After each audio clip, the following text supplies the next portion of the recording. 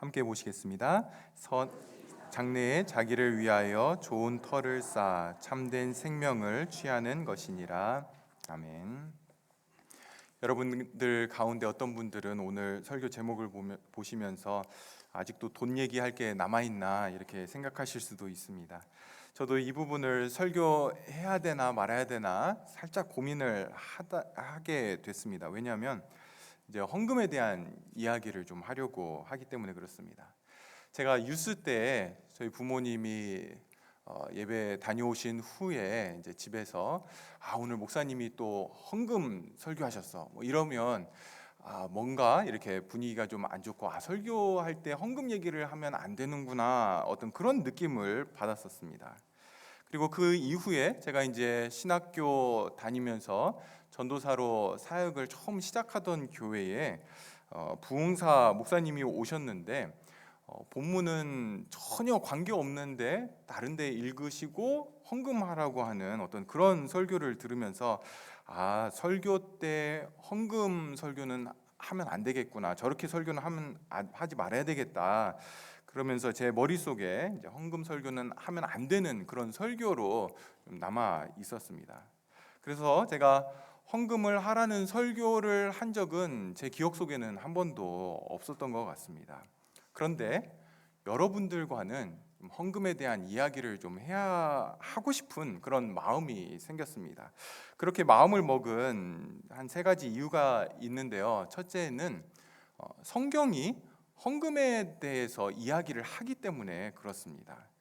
특히 이스라엘 백성들이 이제 절기로 하나님 앞에 나아갈 때나 또 예배로 나아갈 때에 예물을 들고 반드시 헌금을 하라라고 말씀을 하고 있죠. 시편 96편 8절 9절에 보시면 여호와의 이름에 합당한 영광을 그에게 돌릴지어다, 예물을 들고 그의 궁정에 들어갈지어다, 아름답고 거룩한 것으로 여호와께 예비할지어다, 온 땅이여 그 앞에서 떨지어다. 성경은 헌금을 하고 예물을 드리는 것이 하나님께 예배하는 합당한 모습임을 말씀하고 있습니다. 이런 구절들을 아무리 다르게 해석을 하려고 해도 성경이 헌금을 안 해도 된다, 또는 헌금은 옵션이고 또는 불필요한 것이다, 이렇게 볼 수 있는 방법은 전혀 불가능합니다. 둘째로, 그렇다면 성경이 말씀하는 헌금이 무엇인지를 여러분과 함께 살펴보고 싶었습니다. 헌금 설교에 대한 어떤 부정적인 그런 이미지가 우리 안에 있다라고 하는 것은 많은 헌금 설교들이 성경적이지 못하기 때문에 그렇다라고 생각이 드는데요. 저는 이제 여러분들을, 우리 교회를 보면서 성경이 그렇다라고 이야기하는 것에 대해서 그것이 충분히 설명이 되어지고 또 성경적으로 우리가 그것을 확인이 된다라면 우리 교회는 그걸 거부하거나 그걸 반대하는 분들은 없다라고 저는 알고 있기 때문에, 그렇다면 정말 성경이 말씀하는 헌금은 어떤 의미를 가지고 있는지 같이 살펴보기 원하는 그런 마음이 생겼습니다. 그래야 여러분들이 비성경적인 헌금을 강요하는 설교들을 들었을 때 분별을 할 수 있게 되고요, 또한 바르게 성경적으로 헌금할 수 있을 것이다라고 여겨집니다. 세 번째는 헌금과 같은 조금은 껄끄럽고 부담스럽고 듣기 어려운 그러한 이야기는 저에게서 듣는 것이 가장 좋다라고 하는 마음이 들었습니다. 그러니까 외부에서 모르는 설교자가 와서 여러분들에게 헌금에 대해서 설교를 하는 것보다는 부족하긴 하지만 여러분들을 정말 마음에 품고 기도하며 사랑으로 말씀을 준비하는 그러려고 발버둥치는 저에게서 이러한 껄끄러운 설교들을 듣는 것이 오히려 오해가 안 생기겠다라고 하는 그런 마음이 들었습니다. 그래서 앞으로 아마 12월 달 내내 헌금에 대한 이야기를 좀 같이 살펴보려고 합니다.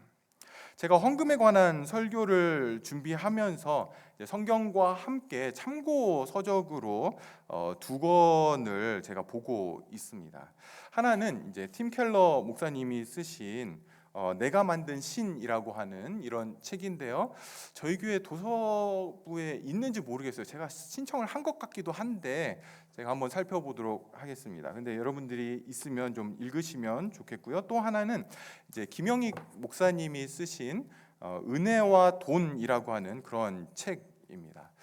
굉장히 좋은 책들이고요. 저는 여러분들이 꼭 보셨으면 좋겠고, 또 한국 가실 일이 있으시면 꼭 사서 이렇게 오셔서 또 같이 여러분들이 꼭 읽으셨으면 하는 책들입니다. 제가 설교 중에 따로 이분들의 이름을 인용하지 않아도 이 두 분의 책, 특별히 이제 김영익 목사님의 책을 따라서 이제 말씀을 전하려고 합니다. 그러니까 뭐 제 머리에서 나왔다 뭐 그렇게 생각하지 마시고 이것들을 좀 중심으로 해서 여러분들과 함께 좀 말씀을 나누려고 합니다. 여러분, 오늘 본문을 한번 보시죠. 17절, 18절을 보시면 내가 이 세대에서 부한 자들을 명하여 마음을 높이지 말고 정함이 없는 재물에 소망을 두지 말고 오직 우리에게 모든 것을 후히 주사 누리게 하시는 하나님께 두며 선을 행하고 선한 사업을 많이 하고 나누어 주기를 좋아하며 너그러운 자가 되게 하라. 지난주에 우리가 봤던 것처럼 이 돈의 문제, 탐심의 우상은 우리가 무엇을 소망으로 삼고 있느냐에 대한 문제입니다. 재물에 소망을 두지 않고 하나님에게 소망을 둘 때에 우리의 마음의 중심에서 이제 돈은 하나님의 자리에서 다시 돈의 자리로, 그리고 하나님은 하나님의 자리에 바르게 세워지게 됩니다. 근데 여러분, 돈의 문제는 거기서 끝나지 않습니다. 우리가 하나님을 소망으로 삼는 것은 마음만의 문제가 아니라 오늘 본문 18절에 있듯이 돈을 어떻게 사용하느냐에 대한 것까지 포함하고 있는 겁니다. 성도 여러분, 돈의 청지기로 하나님께서 여러분을 세우셨는데요. 청지기인 성도들에게 요구되는 것은 바르게 돈을 버는 것과 그리고 바르게 사용하는 것, 이 두 가지가 함께 합쳐져 있는 것입니다. 사람들은요, 돈을 어떻게 벌든지 벌 수만 있다라면 수단 방법을 가리지 않고 돈을 벌려고 합니다. 성도는 다르죠. 제가 나중에 이 부분은 이제 돈에 대한 이야기를 또 할 기회가 있을 때 하려고 하는데요.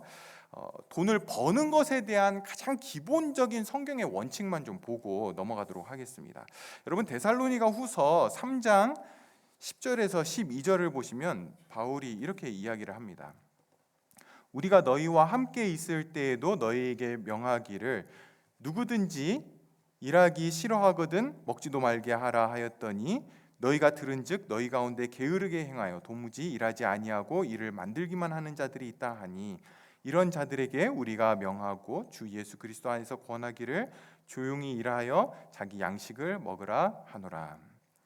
여러분, 성경이 분명하게 말씀하는 것은요, 성도는 일한 것으로 수입을 삼아야 된다, 일을 해서 돈을 벌어야 된다라고 그렇게 이야기를 합니다.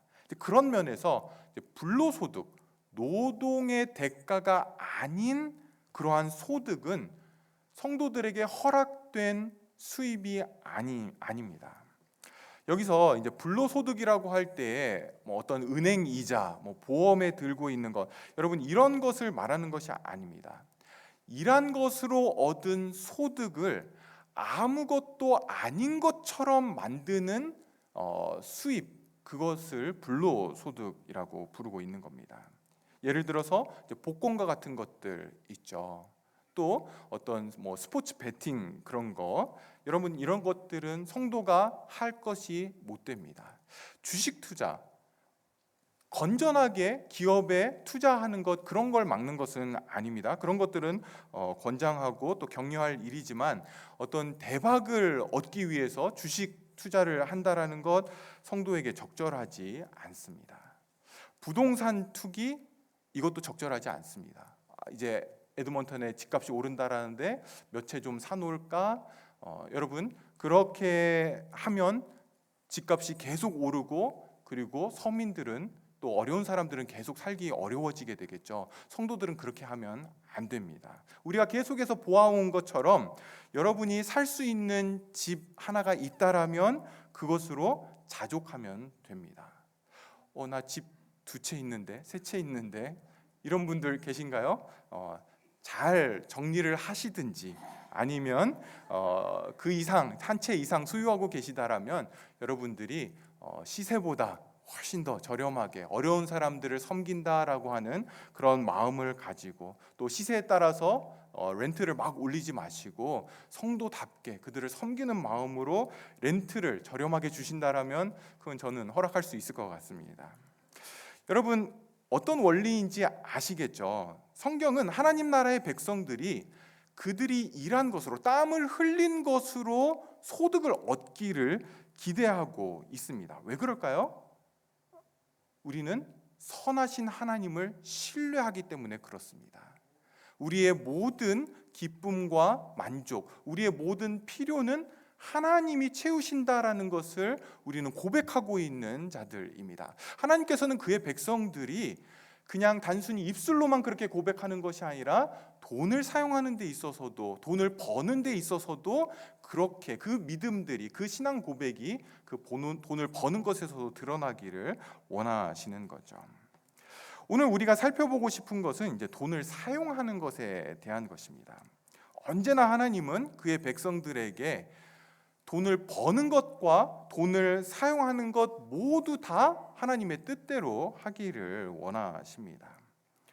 돈의 지출과 관련해서 이제 성경이 말씀하는 이슈는 크게 2가지로 볼 수 있습니다. 하나는 우리가 계속 보아온 이제 청지기 직분입니다. 여러분은 모두 하나님께서 돈의 청지기로 여러분들에게 물질을 맡기셨다라는 것을 알고 계시죠.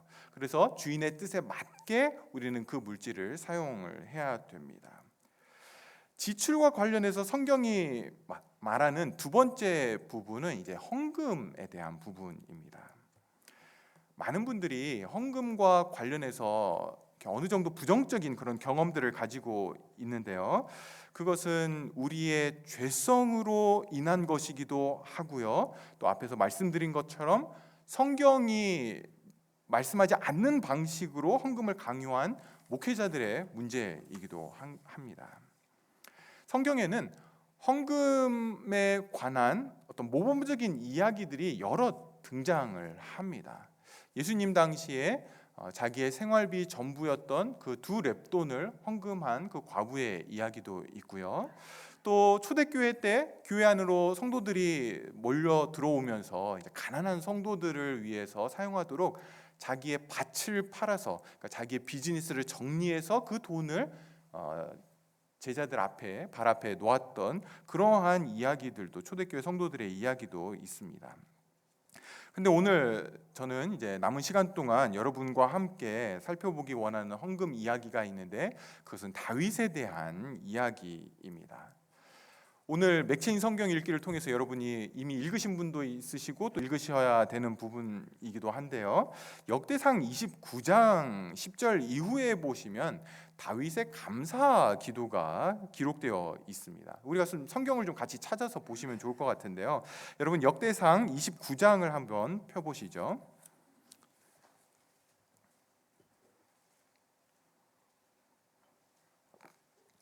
구약성경 654면 역대상 29장을 좀 펴놓으시고요. 역대상 29장은 이제 다윗의 마지막 이야기들을 기록을 하고 있습니다. 우리가 잘 알듯이 다윗은 정말 파란만장한 그러한 삶을 살았죠. 이새의 마지막 8번째 아들로 태어나서 골리앗을 죽이고 하루아침에 사울 왕의 사위가 되었습니다. 그런데 그로 인해서 오히려 이제 도망자의 삶을 살게 되죠. 또 왕이 돼서는 이스라엘을 괴롭혔던 많은 주변 국가들을 평정을 하기도 하고요. 또 밧세바와 또 우리아 사건과 같은 간통죄를 짓고 살인 교사를 하는 그런 일도 저지르기도 했습니다. 아들 압살롬의 반역으로 인해서 예루살렘을 떠나서 또다시 피난 삶을 살기도 했고요. 또 시편에는 다윗이 많은 찬송시들을 짓고 하나님을 향한 정금과 같은 그런 신앙 고백들을 했음을 우리는 볼 수 있습니다. 다윗이 마냥 선하기만 한, 그리고 영적으로 경건하기만 한 그런 사람은 아니었습니다. 남의 아내를 빼앗았고요, 또 그 남편을 죽도록 일부러 그렇게 살인 교사를 한 악한 본성을 그대로 보였던, 내비쳤던 그러한 사람이었습니다. 이러한 다윗의 말년의 이야기가 이제 역대상 29장에 기록되어 있습니다. 다윗은 하나님을 향해서 한 가지 소원을 가지고 있었는데, 그것은 성전을 짓는 거였습니다. 하나님의 성전을 짓는 거였죠. 그런데 하나님은 그걸 허락하시지 않죠. 다윗이 전쟁으로 인해서 손에 피를 많이 묻혔기 때문에 네가 성전을 짓지 못하고 너의 아들 솔로몬이 성전을 지을 것이다 라고 이렇게 이제 말씀을 합니다. 대신 다윗은 자기의 마지막 기간 동안 이제 솔로몬을 위해서 그 성전 건축에 사용될 그런 모든 재료들을 이제 모으기 시작을 합니다. 준비를 하는 거죠. 힘을 다해서 성전에 쓰일 귀한 재료들을 준비를 합니다. 그리고 백성에게도 같이 동참하기를 요구를 하죠. 모든 가문의 지도자들 또 백성의 관리들이 즐거운 마음으로 또 헌금을 하고 성전 건축에 동참을 합니다.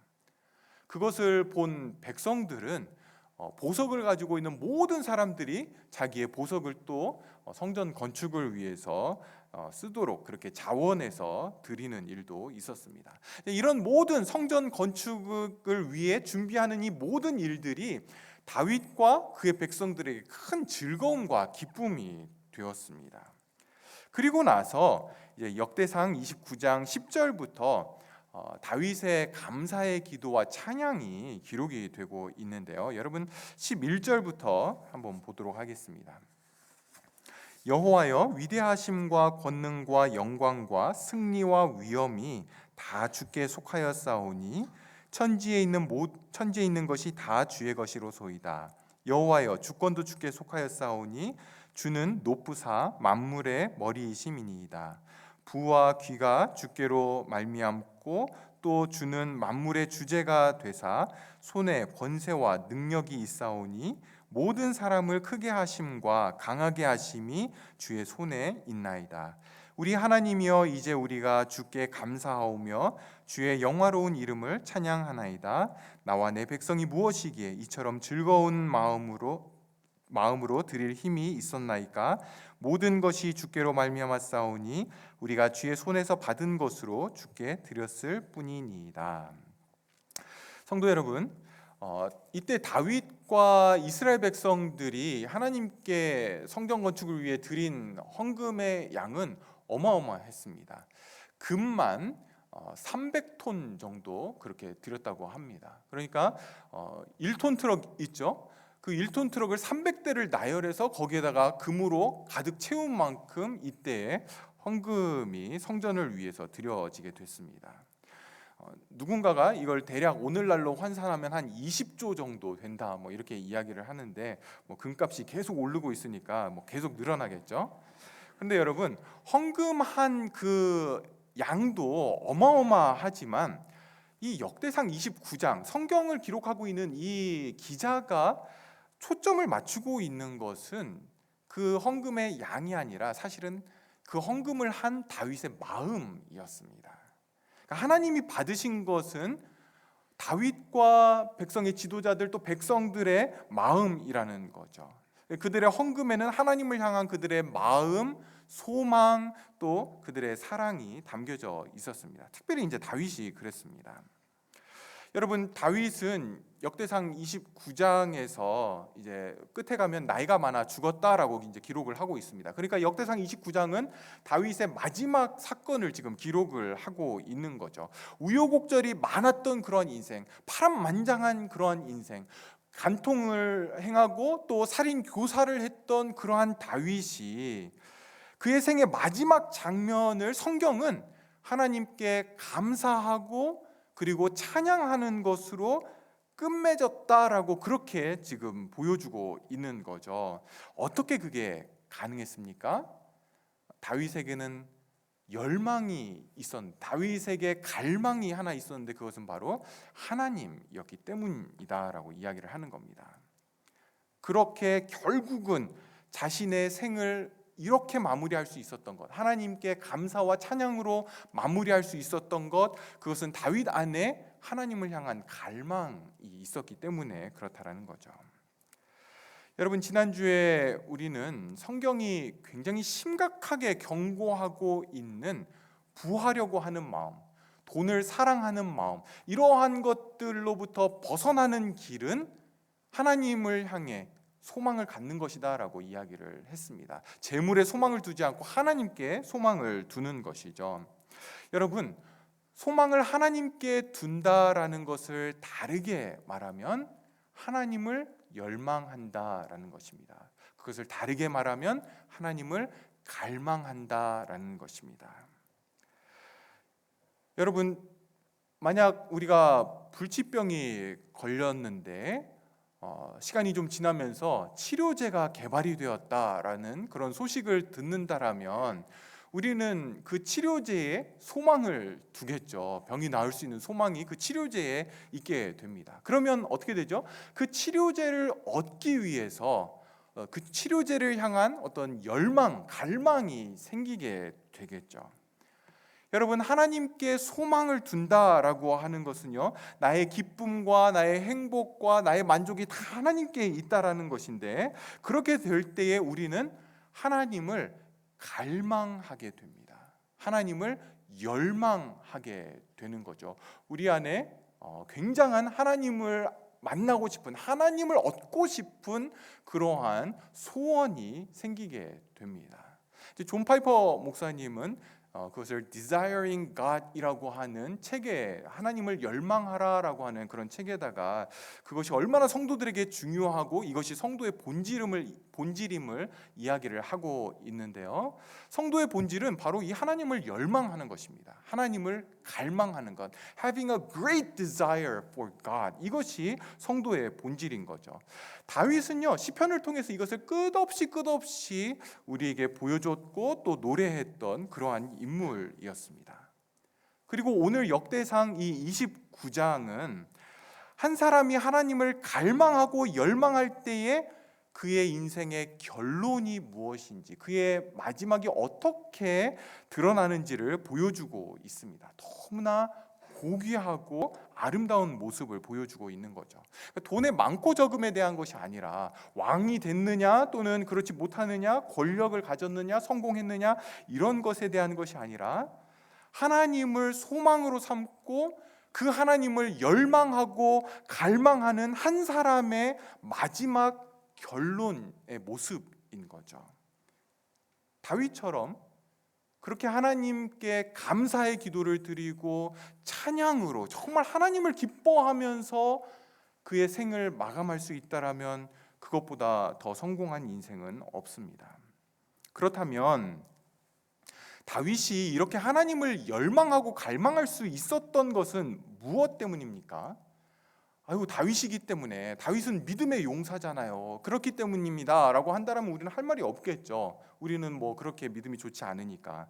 그런데 오늘 본문을 보면 다윗이 고백하는 것은 그런 것이 아니었습니다. 여러분, 다윗이 고백하는 게 뭡니까? 하나님, 나와 내 백성이 이렇게 하나님께 헌금을 했습니다, 기쁘게 받으시고 복 내려 주시옵소서, 이게 아니었죠. 다윗이 하나님께 감사하는 그 내용이 무엇입니까? 14절 다시 한번 보십시오. 우리 14절 같이 한번 읽어보겠습니다. 나와 내 백성이 무엇이기에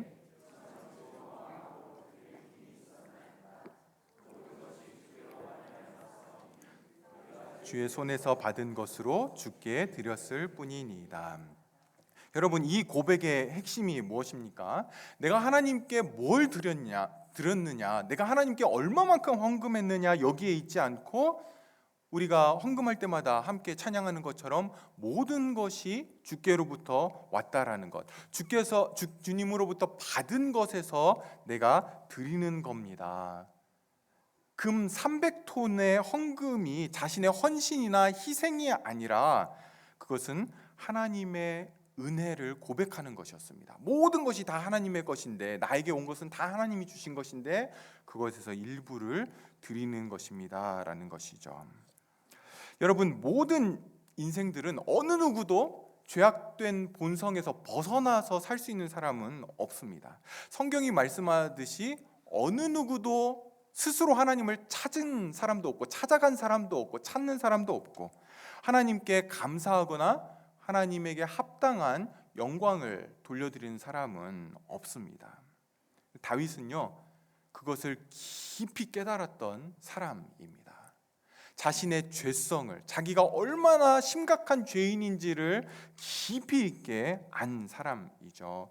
그래서 다른 사람들이 다윗이 하나님에게 그 성전 건축을 위해서 헌금한 것이 굉장히 큰 희생이고 헌신이고 그 굉장하다라고 그렇게 봤지만, 다윗은 그 모든 것이 하나님에게서부터 온 것의 일부를 하나님께 드린 것뿐이고, 중요한 것은 자신은 하나님의 은혜를 입은 자다라고 하는 그 인식이었습니다. 다윗의 마음은 최고의 하나님을 최고의 섬김과 헌신으로 예배하고 높여드리고 싶었던 것이죠. 그것이 다윗의 인생의 마지막 모습에서 지금 보여지고 있는 것입니다. 사랑하는 성도 여러분, 성도됨의 삶에 있어서 가장 중요한 것은요, 하나님을 하나님으로 인정하는 마음의 중심 그리고 자세입니다. 여러분, 예배가 그거죠. 예배가 영어로 worship인데 이 단어 자체가 worthy라고 하는 그런 단어에서 나온 거죠. 예배는 하나님의 가치를 인정해 드리는 겁니다. 하나님을 하나님으로 인정하는 성경적인 방법인 거죠. 그래서 예배를 드리는 것은 이 자리에 앉아 있다라고 해서 예배를 드린 것이 아닙니다. 우리의 중심이 하나님을 하나님으로 인정해야만 참된 예배가 가능하게 됩니다. 하나님께 합당한 인정을 해드리지 않는 것, 다시 말해서 하나님을 하나님으로 인정하지 않는 것, 그것은 예배를 드리지 않은 거죠. 예배의 반대말, 하나님을 하나님으로 인정하지 않는 것, 그것은 모두가 다 죄입니다. 그러니까 예배의 반대말은 죄인 거죠. 여러분, 하나님을 하나님으로 인정하지 않을 때에 우리는 반드시 다른 것을 하나님의 자리에 올려놓게 됩니다. 그럴 때에 돈이나 탐심, 부하려고 하는 마음은 그 하나님의 자리에 어떤 것보다도 빨리 올라가서 앉는 것들이죠. 근데 탐심과 돈이라고 하는 그 우상을 자기 자리로 돌려보내기 위해서는 하나님을 하나님으로 인정해야만 합니다. 하나님을 예배하고 하나님의 가치를 인정하고 하나님보다 더 높은 가치와 목적과 이유를 가지지 않을 때, 하나님이 나에게 있어서 최고의 가치와 최고의 이유와 삶의 목표가 될 때에 사람은 하나님을 위해서 어떤 헌신도 할 수 있게 되는 것이죠.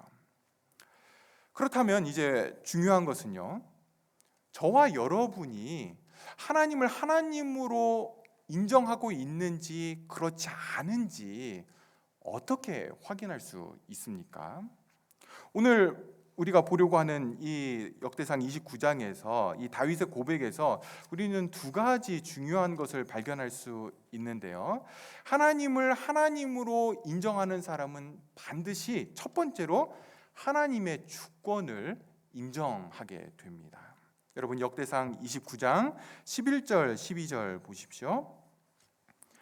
여호와여, 위대하심과 권능과 영광과 승리와 위엄이 다 주께 속하였사오니 천지에 있는 것이 다 주의 것이로소이다. 여호와여, 주권도 주께 속하였사오니 주는 높으사 만물의 머리이심이니이다. 부와 귀가 주께로 말미암고 또 주는 만물의 주제가 되사 손에 권세와 능력이 있사오니 모든 사람을 크게 하심과 강하게 하심이 주의 손에 있나이다. 여러분, 다윗에게 하나님은 모든 것이었습니다. 그런데 이것은 말로만 그랬던 것이 아니고요, 실제로 그랬다라는 거죠. 그가 왕으로서 소유했던 그 엄청난 그러한 영토, 그의 왕권, 그의 어떤 권위, 영광, 또 전쟁에서의 그런 모든 승리들, 이런 것들이 다 하나님께 속한 것이다라고 고백을 하고 있습니다. 자기에게 속한 것이 아니라, 자기가 얻어낸 것이 아니라 다 하나님께 속한 것이고, 이 모든 것들이 다 하나님에게서 나왔고 자기에게 주어진 은혜였다라는 거죠. 모든 것이 은혜라고 지금 다윗은 고백을 하고 있는 겁니다. 여러분, 하나님이 주신 것, 은혜로 주신 것을 하나님께 돌려드리는 것, 이것이 다윗이 보여주는 살아있는 예배입니다. 우리의 예배, 또 우리의 헌금은 엑스트라 헌신, 엑스트라 희생이 아니고요, 나에게 있는 모든 것이 다 하나님의 은혜인데 그걸 인정하는 거죠. 잘 될 때뿐만 아니라 잘 안 될 때조차도 여전히 하나님의 주권을 인정하는 것, 우리의 삶의 모든 순간에 하나님을 하나님으로 인정하는 것이 참된 예배입니다. 하나님을 하나님으로 인정하는 두 번째 특징은요, 드리는 자가 감사를 하는 것입니다. 여러분 14절 다시 보십시오. 나와 내 백성이 무엇이기에 이처럼 즐거운 마음으로 드릴 힘이 있었나이까. 모든 것이 주께로 말미암아 싸우니 우리가 주의 손에서 받은 것으로 주께 드렸을 뿐이니이다. 여러분, 다윗의 고백은 헌금하는 자가 하나님께 드려야 할 최상의 고백이 무엇인지를 지금 보여주고 있죠. 우리가 즐거운 마음으로 하나님께 드릴 수 있게 된 것, 이게 너무 감사하다라는 것이죠. 여러분, 우리가 이런 다윗의 고백을 통해서 살펴봐야 되는 것은, 이 고백이 우리가 헌금할 때에 하나님께 드리는 고백인가 하는 것입니다. 사랑하는 여러분, 나의 모든 것이, 나에게 있는 모든 것이 하나님께로부터 온 것인지 모르는 사람은 이 고백을 절대로 할 수가 없습니다. 자기가 가진 것이 내가 이민 와서 얼마나 수고하고 얼마나 애쓰고 얼마나 땀을 흘려서 그렇게 모았는데, 자기가 이룬 것으로 여기는 사람은 하나님께 드릴 때에 자기의 것을 드리는 것이시죠. 자기가 수고해서 얻은 수입을 떼어서 드리는 게 헌금이라면 어떻습니까? 감사를 표해야 하는 쪽은 내가 아니라 하나님이죠. 그렇죠? 하나님이 나에게 감사를 해야죠. 그래, 오늘 좀 가지고 왔네, 고맙다, 뭐 이렇게 이제 하나님이 하셔야 되는 겁니다. 그래서 이런 태도로 헌금을 드리는 사람은 언제나 계산을 하게 되어 있습니다. 내가 하나님께 드린 것이 얼마인지, 그리고 상대적으로 하나님이 나에게 베풀어 주신 것이 얼마인지를 따지게 되죠. 근데 이런 마음으로는 하나님에게 최상의 것을 드릴 수가 없습니다. 최상의 것을 하나님께 드릴 수 있는 유일한 조건은 자신에게 있는 모든 것이 하나님께로부터 온 것이고, 그것이 은혜로, 은사로 주어졌고 맡겨진 것이라는 사실을 아는 것입니다.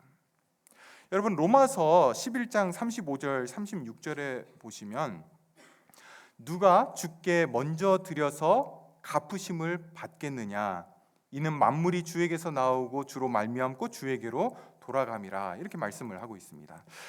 여러분, 우리는 하나님께 헌금을 드려서 뭔가를 바쳐서 하나님을 빚진 자로 만들 수 있는 그런 존재가 아니라는 겁니다. 우리의 생명은 코끝에 달린 호흡밖에는 안 되죠. 하나님이 그거를 딱 쥐고 3, 4분만 있으면 어느 누구도 여기에서 살아남을 수 있는 사람이 없습니다. 모든 것이 하나님에게로부터 온 것이죠. 그렇지 않다라고 할 수 있는 것이 우리가 가진 것 중에는 아무것도 없습니다. 우리의 헌금에 이 신앙 고백이 담겨야 되는 것입니다. 모든 것이 하나님의 은혜이고 내가 가진 모든 것은 다 하나님께로부터 온 것입니다. 이제 말씀을 좀 정리하겠습니다. 여러분, 오늘 헌금 하실 때 어떤 마음으로 하셨나요? 집에서 이번 주 헌금의 액수를 정하실 때에 어떤 마음으로 하셨습니까? 하나님께 헌금을 하고 그에 합당한, 그에 상응하는 복을 기대하는 것, 그것은 성경이 말하는 헌금의 모습은 아닙니다. 모든 것이 하나님께로부터 받았기에 받은 것으로 주께 돌려드릴 뿐이죠. 그렇게 할 수 있다라는 것을 감사하는 것, 그것이 성경이 우리에게 보여주고 있는 바른 헌금하는 모습입니다. 내가 하나님께 은혜를 받았다라고 하는 것, 내가 죄인인데 정말 하나님의 은혜를 입었고 모든 것이 하나님의 은혜입니다라고 하는 이 신앙이, 이 고백이, 이 마음이 우리를 돈과 탐심의 우상에서 지켜주는 것입니다. 성령 하나님께서 저와 여러분이 받은 그 은혜를 깨닫게 해주시고 하나님께 드리는 것이 감사가 되게 하시기를 소망합니다. 성령께서 우리 안에 하나님을 갈망하는 그 마음들을, 하나님을 열망하는 그 마음들을 새롭게 하시기를 소망합니다. 기도하겠습니다. 하나님 아버지, 우리가 오늘 다윗의 신앙 고백을 통해서 또 우리의 모습, 또 우리가 돈을 사용하는 것들 다시금 살펴봅니다. 주님, 다윗이 고백했던 것처럼 모든 것이 하나님의 은혜이고 하나님께로부터 주어진 것이고 하나님께 돌려드릴 수 있는 것에 감사하는 그 마음들이, 그 고백들이 우리의 신앙이 되게 하시고 우리의 삶의 모습이 되게 하시고 우리의 돈을 사용하는 모습이 되게 하여 주시옵소서. 하나님을 향한 열망과 갈망이 더욱 커지게 하여 주시고 그 하나님으로 인하여서, 그 하나님 때문에 우리가 우리의 돈을 사용하는 것에서도 하나님을 하나님으로 인정하는 모습들이 선명하게 드러나게 하여 주시옵소서. 예수님의 이름으로 기도합니다. 아멘.